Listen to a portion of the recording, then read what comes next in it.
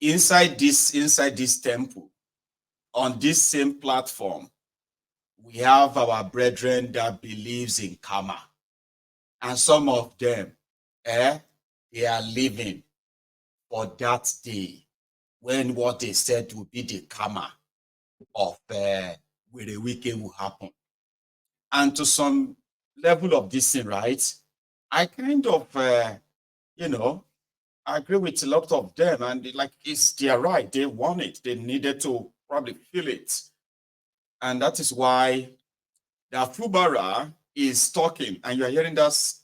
Hey, hey, this is the guy assuring the second richest state in Nigeria, the workers there, that he is paying 30,000 naira minimum wage. Does that mean that Wike never paid it? Does it then mean that the data that said 82% of the children in Rivers State are living in multi-dimensional poverty is true? Did you also hear when Fubara said the supposed gratuity of workers in Rivers State was mismanaged, was stolen? Stolen by who? By himself and Wike, or by Wike, but Fubara helped him move it. And you heard Wike when Wike said that some members of, some people who are now with Fubara, they were the same people who told the supposed PDP chairman that Fubara won't come. EFCC has declared him wanted. Not knowing that Wike has already obtained another court order that said that EFCC cannot or must not touch him. So he then led him with all his security. He led him straight to the PDP secretariat to pick up the governorship form.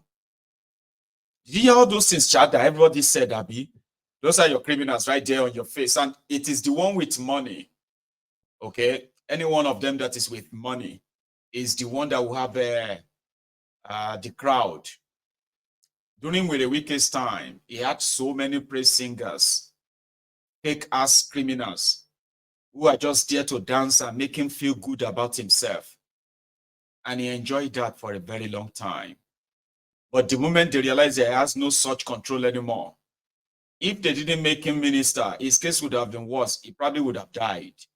I'm talking about somebody who you can tell the frustration that he's suffering from, the disappointment that he never saw coming.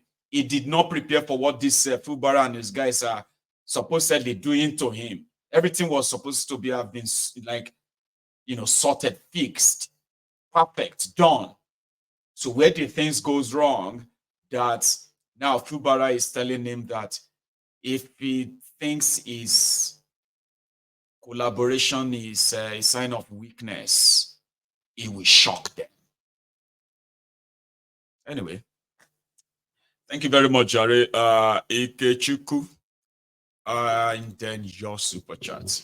Okay. Same with Latu Aruna too. Thank you so much, everyone. I just thought you should see that. Okay. And going forward, here is what we picked up from Kaduna.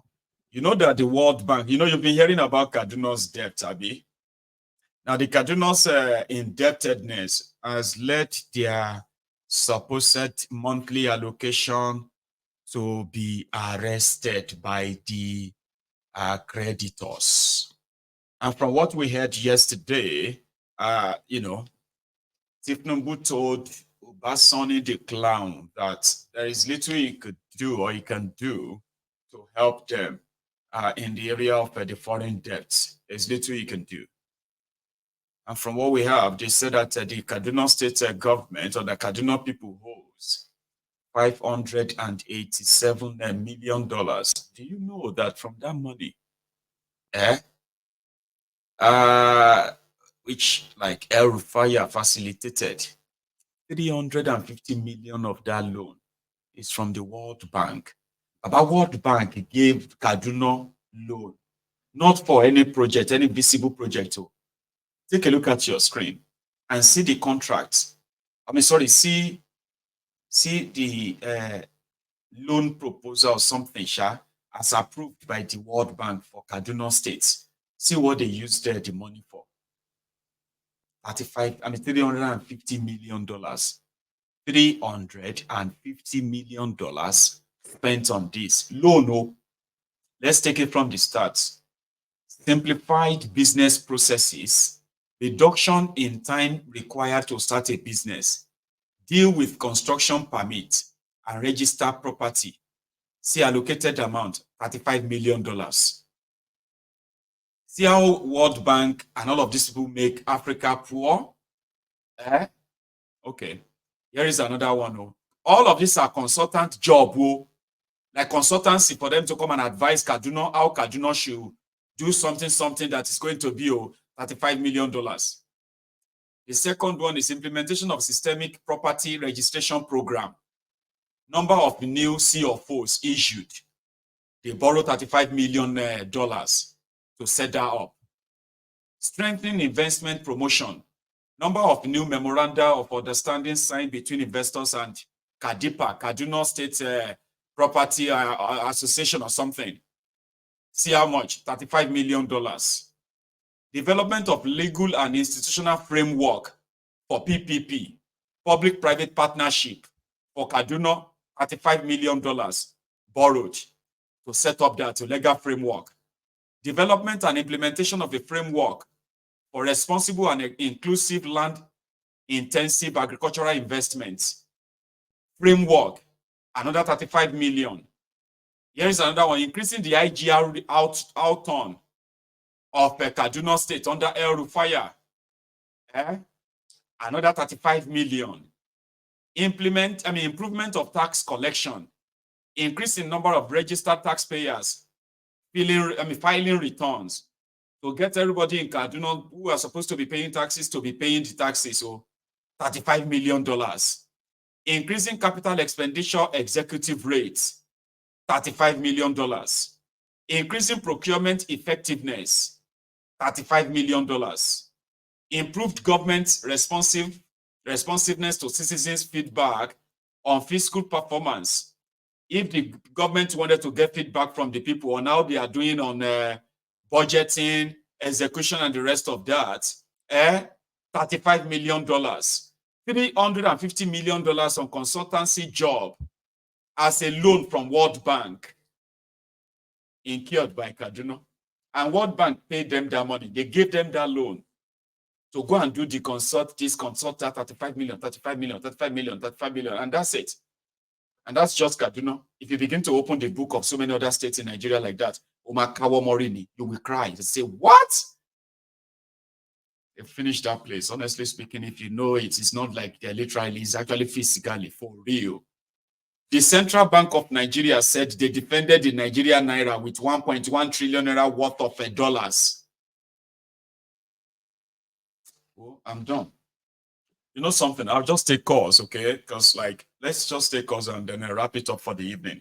I'm going to go make another tea. When I get back, I will take calls. If you're still interested, okay? The number is on your screen. You can dial it. I will be back in a minute.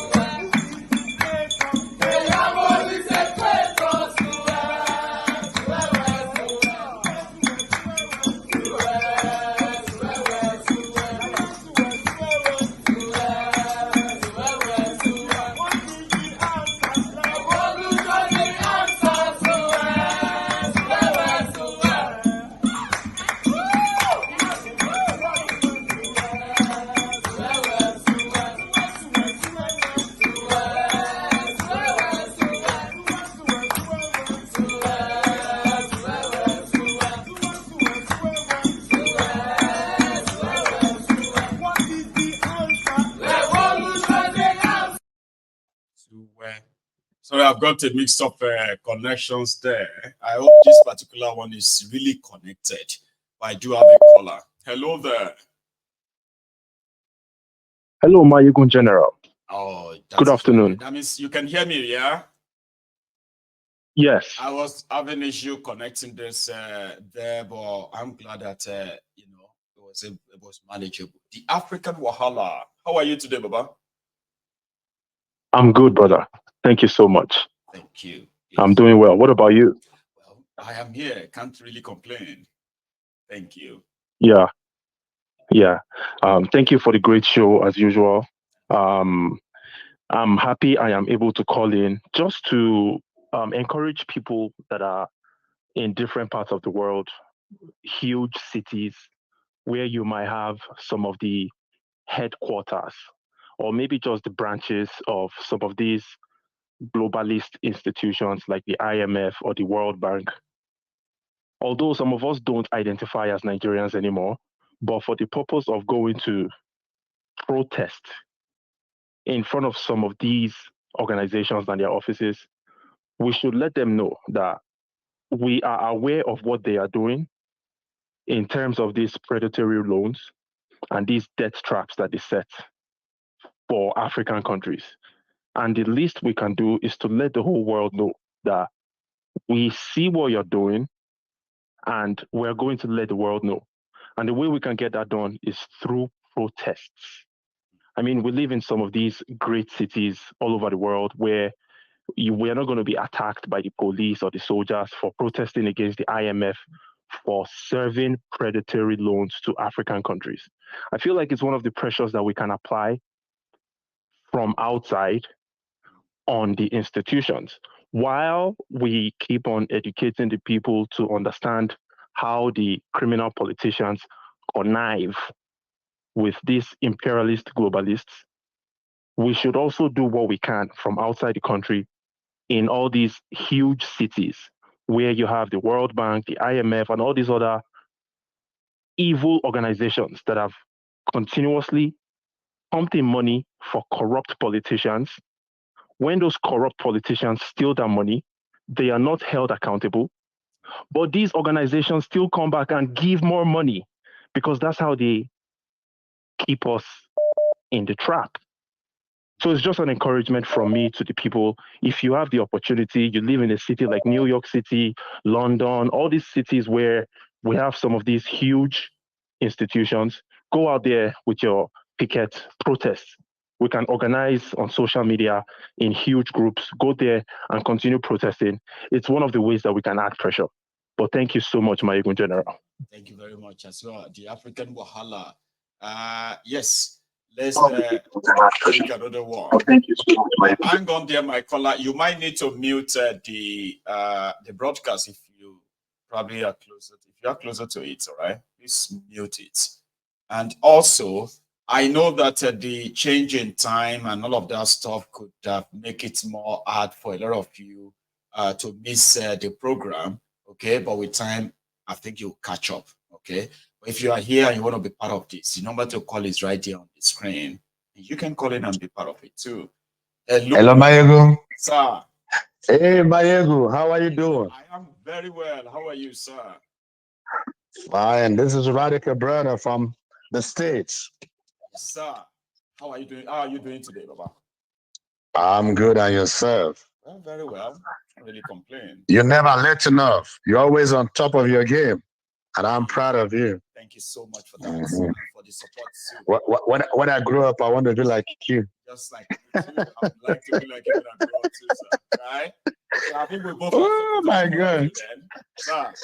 Yeah. Amen. I love your shoe. You've never disappointed. Never disappointed. Always on top of your game. Always on top of your game. I wish we can get people like you to lead us or lead the next generation. But I'm always thankful for what you're doing and what you do. I was listening to your yesterday program, and you were talking about the Senegalese new president. That's right. And a lady, I think, a lady came and she was talking about how they were able to withstand and I mean, pull off the new election and the young boys election. The obedience right. They did. But what we have in Nigeria is more endemic than what they have in Senegal. Because after that lady called in, I quickly got on my computer and I did a research. Senegal is basically 3 big tribes. Well. The Fulanis are just the Fulanis are just 24%. The Jolo or whatever they're called are like 44%. And I'm sure they are the ones pulling the strings. If you were the Fulanis pulling the strings in Senegal, they will be where Nigeria is. They will be where Nigeria is. Okay, they will be where Nigeria is. So give it to the obedience. They did all they could. Why I have to say I agree is because do you know that at some point, some of these Fulani guys here in Nigeria wanted to actually play that card, that tribal ethnic card, from all the way from Nigeria to Senegal, and the Senegal to Senegal, yep. On them. Like, don't bring that nonsense here, please. We do okay. Not, we're not here to elect a clan leader or a tribal head. We are talking about the president of the country. So get the hell out of here. We don't do that in this country. Man, so number one, I felt embarrassed and I also felt proud. Like, wow, okay. Proud. Something. Yep. They tried it in Ghana too. They tried it in Ghana, they failed. When they said Ghana was a Fulani language. Imagine that. They said Ghana was a Fulani word. Not really far from it, Baba. Yeah. It could have been a different story. Yeah. It would have been a different story. And like I was telling somebody yesterday, I said, if this 1 year or 11 months was 11 months of P2B's reign, Nigeria will win a different trajectory. That's no way we'll be where we are today. That's no way we'll be where we are today. I kind of agree on that because even personally, as much as I have written Nigeria off completely, right? But inside all of us, a lot of us believe that if all of the money that are being stolen, looted, deceitfully, and all of that, if all of that owes are plugged, even if it is 50% of it that is plugged, the rest of Nigeria will feel the difference. We'll feel it immediately. Like you will feel it. Just stop them taking those money. Can you imagine? Not even everything. Can you imagine if a accident patient is brought to the ER, right? Yes. The first thing you do is to stop the bleeding before we now start talking about transfusion. Applying every other thing. Yeah, because you can't transfuse into a leaking system. No. If you bring an accident patient to the ER, the first thing you do is stop the bleeding. Stop it. Then we'll start talking about, okay, this person is now retaining blood. How much are we transfusing into it? But you have an economy that is constantly bleeding. I just see what you read out here and what you showed here about the Kaduna State. God damn me. A serious Tinubu, a serious president would have by now, El-Rufai would be in jail somewhere. Even Yaradua would have put, what is his name? Mahmoud in jail and say, you cannot do what he did. I don't care that I'm the beneficiary. You cannot do what he did. I mean, he came out. But Mahmoud is still the INEC. Yeah. Now. He said, my election is the, my election is. Yeah, Yaradua did that. He did. Yaradua did that. And that was the beginning of healing. That was the beginning of healing. That was the moment people felt like, okay, hang on. Now he's admitted it. Now he said it. Yeah, that was the beginning of healing. Yeah. That was the beginning of healing. But these criminals are claiming then he set up the Wise committee that brought electoral reforms that Jonathan could not implement in the absence of Yaradua. Because if Jonathan had implemented everything in the Wise Commission, right? Yeah. We wouldn't be where we are. Maybe. We wouldn't be where we are. So, I mean, I've given up on Nigeria a long time, but I know that Nigerians are capable of springing surprises. All we need is good leadership. And you know that Nigeria has enormous talent. Enormous. Nigeria can bounce back from the dead to life in 1 second. All we need is somebody who can follow, somebody who can believe, somebody who can trust. Look at Abia State. I know. After 24 years. It's changing. Oh, you know the disappointing thing here, Baba, is this. For all we know about Nigeria, like you mentioned Obi now, all right? Now, I remember when Obasanjo came in 2015, if you kind of remember very well too, right? When Obasanjo came, Nigeria probably has zero external reserve, all right? Like foreign reserve, almost zero, okay? Yeah, almost zero. Nigeria's economy was like in tatters, all right? And almost everything was gone, scrapped and all that. Then Obasanjo, as bad as he is, okay, he managed to come back and just push some few economic policies through. With the right persons. With the right persons. Yeah, with the right people in charge, exactly.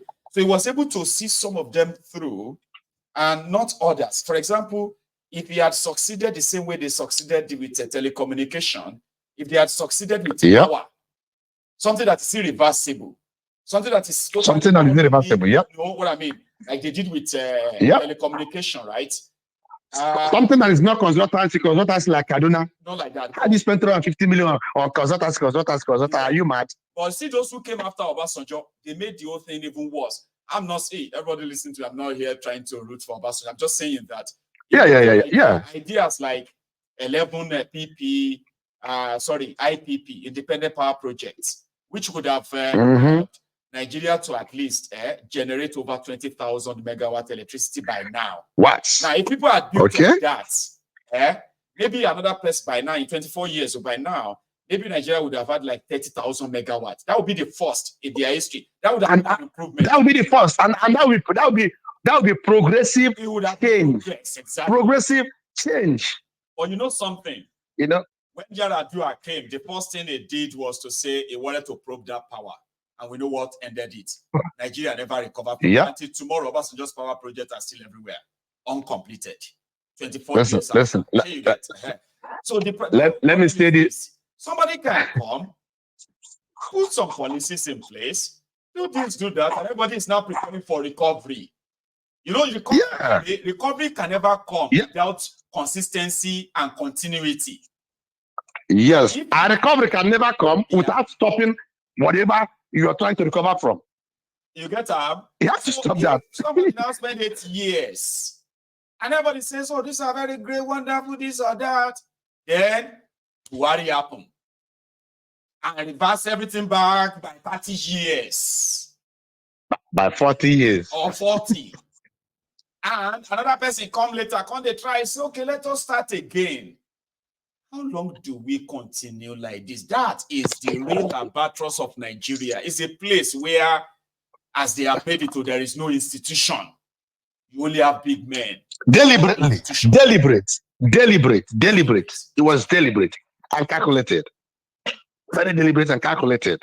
See, okay? Because I look at the Senegal situation and I said, can you imagine a President Mayegu in Western Nigeria, or Governor General in Western Nigeria, or Governor General Showore in Western Nigeria? Can you imagine Nandekano as the Governor General in Eastern Nigeria?